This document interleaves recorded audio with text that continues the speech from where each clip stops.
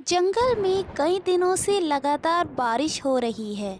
सभी पक्षियों ने अपने घर पक्के कर लिए थे। उसी जंगल में एक टूनी नाम की चिड़िया रहती थी, जो बहुत मेहनती और नेक दिल थी। टूनी चिड़िया अपनी बेटी के साथ रहती थी। उसकी बेटी अभी बहुत छोटी थी और 4 दिन से भूखी भी। मम्मा, ये बारिश कब रुकेगी? मुझे बिजली से बहुत डर लगता है मम्मा। हाँ मेरी बच्ची, जल्दी ये बारिश रुक जाएगी। तुम्हारी मम्मा है ना तुम्हारे पास, डरो नहीं बेटा। मम्मा, मुझे बहुत भूख लगी है, कुछ खाने को लाके दो ना मम्मा।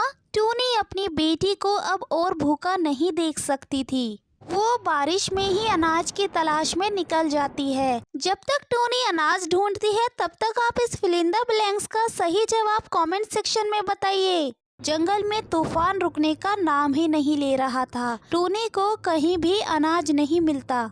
अरे ये क्या, बारिश तो रुकने का नाम ही नहीं ले रही। मेरी बेटी 4 दिन से भूखी है, अनाज में भी कुछ नहीं मिल पाया मुझे। अब मैं क्या करूं भगवान, मेरी मदद करो।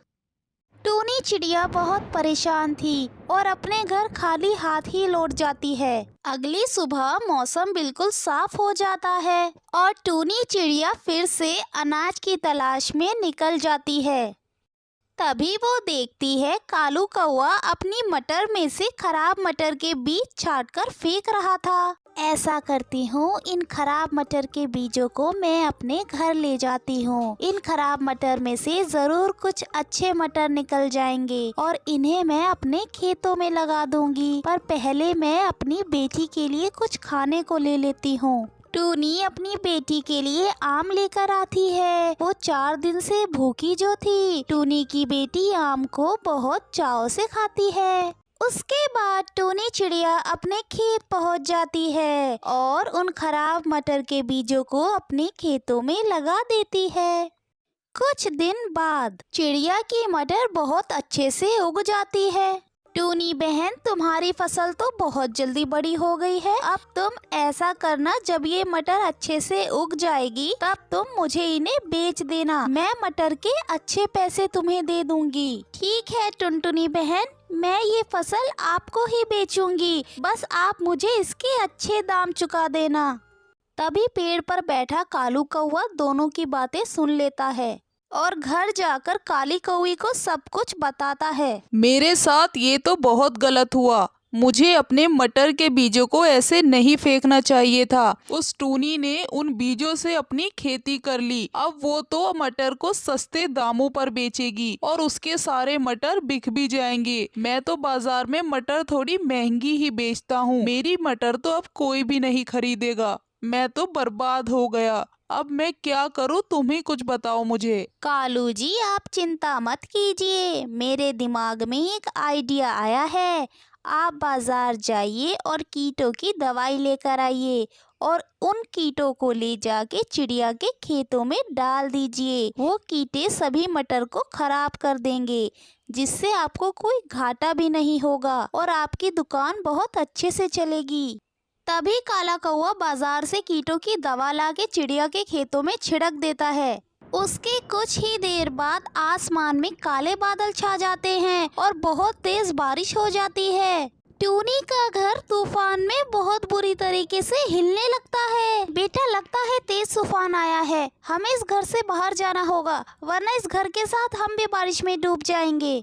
तभी टूनी अपनी बेटी को सही सलामत लेकर घर से बाहर आ जाती है और टूनी का घर टूटकर नीचे गिर जाता है।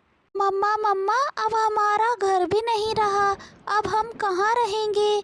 और इतनी तेज बारिश में तो हमारी सारी मटर गल जाएंगी मम्मा, अब तो हम लोग भूखे ही मर जाएंगे। बेटा तू चिंता ना कर, थोड़ी देर में बारिश बंद हो जाएगी। हे भगवान, हमारे पे रहम कीजिए, अब बस भी कीजिए, आपने बहुत बरस लिया, अब तो बरसात बंद कर दो भगवान। कालू जी, ये तो बारिश बढ़ती ही जा रही है, अब तो हमारे खेत की सारी मटर गल जाएगी। अब हम क्या करेंगे कालू जी? बात तो तुम्हारी सही है, लेकिन मुझे इसी बात की खुशी है। मेरा खेत तो ऊपर है और टूनी का खेत नीचे। सबसे ज्यादा पानी उसी के खेत में भरेगा और उसकी फसल ज्यादा खराब होगी। मैं कल जाकर अपने खेत का पानी खोल दूंगा और चिड़िया के खेत में सारा पानी भर जाएगा। उसके अगले दिन जब चिड़िया अपने खेत पहुंचती है तो देखती है कि चारों तरफ पानी ही पानी भरा हुआ है। हे भगवान, मेरी तो सारी मटर इस पानी में गल चुकी हैं। अब मैं क्या करूं? आप कोई रास्ता दिखाओ मुझे। चिड़िया बेचारी बहुत दुखी होती है और वो चुपचाप एक पेड़ पर जाकर बैठ जाती है। कुछ देर ऐसे ही बीत जाते हैं। तभी वहाँ उड़ता हुआ मिट्ठू तोता आता है।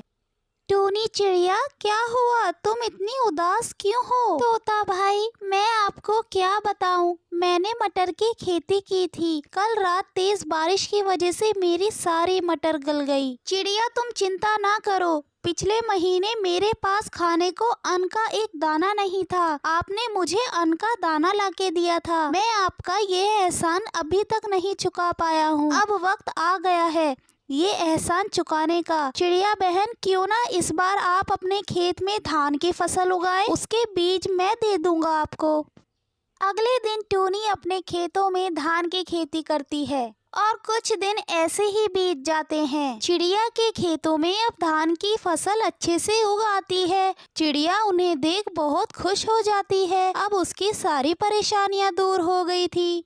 अब चिड़िया उन धान की फसल को मंडी में ले जाके बेच देती है। अब चिड़िया बहुत खुशी खुशी रहती है क्योंकि अब उसे किसी चीज की कमी नहीं थी। दोस्तों, मुझे आप सबसे एक शिकायत है, आप लोग वीडियो को लाइक करते ही नहीं हो। मुझे आपका सपोर्ट चाहिए, इसलिए वीडियो को लाइक करें, शेयर करें और चैनल को सब्सक्राइब किए बिना मत जाइएगा।